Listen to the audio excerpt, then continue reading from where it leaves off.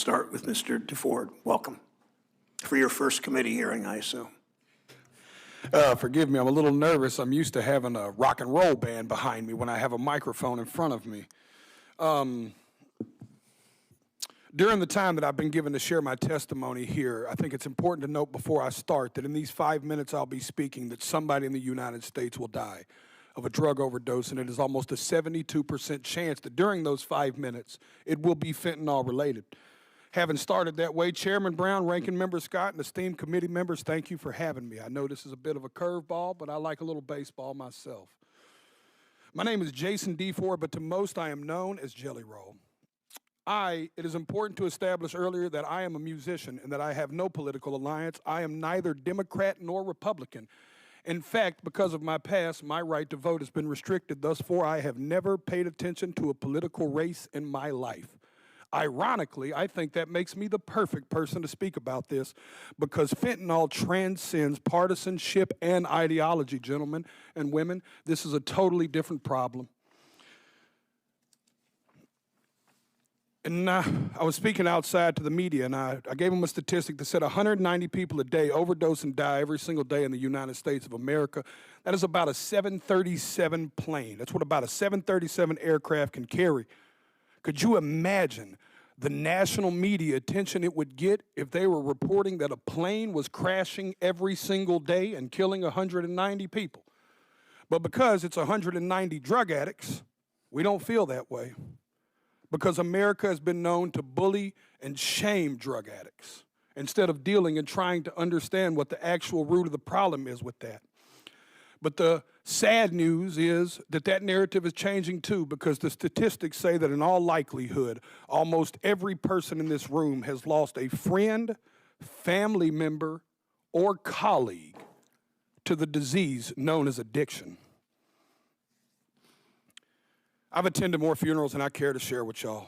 This committee, I could sit here and cry for days about the caskets I've carried of people I loved dearly, deeply, in my soul, good people, not just drug addicts, uncles, friends, cousins, normal people.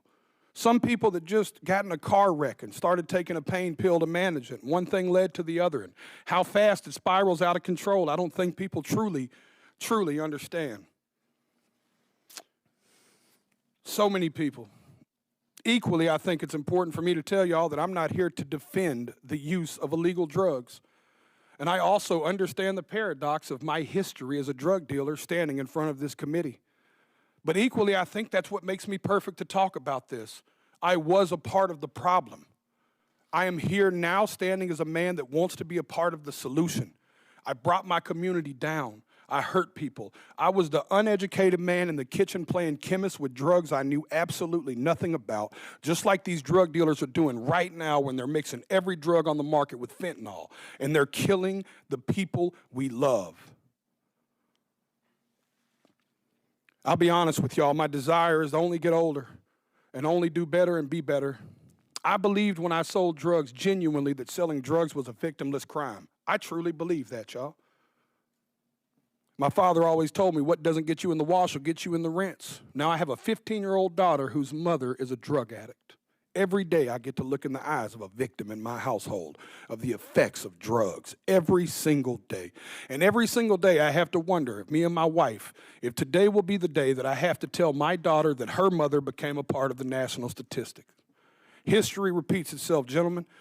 Even in the 1990s, crack cocaine had long made its way into my middle lower class neighborhood.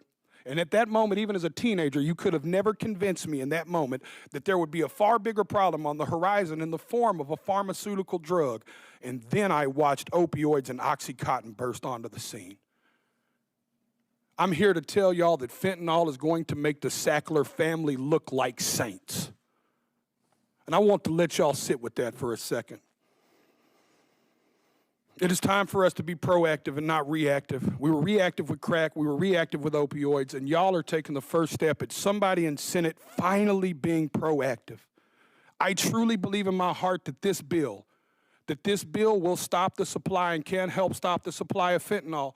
But in part of being proactive, gentlemen and women and ladies, I have to be frank and tell y'all that if we don't talk to the other side of Capitol Hill and stop the demand, we are going to spin our tires in the mud. Y'all are taking the first step, but I encourage you to take it outside of this room and you take it to your colleagues and your constituents and you give them the most that you can. I know I've got a few seconds here, and Senator Brown said I may or may not go over. All I want to say is that I not only encourage y'all to do this, I encourage y'all to take it a step further. At every concert I perform, I witness the heartbreaking impact of fentanyl. I see fans grappling with this tragedy in the form of music that they seek solace in music and hope that their experiences won't befall others. They crave reassurance. These are the people I'm here to speak for, y'all. These people crave reassurance that their elected officials actually care more about human life than they do about ideology and partisanship. I stand here as a regular member of society. I am a stupid songwriter, y'all, but I have firsthand witnessed this in a way most people have not. I encourage y'all to not only pass this bill, but I encourage you to bring it up where it matters, at the kitchen table. Thank you for your time. Thank you, Mr. DeFord.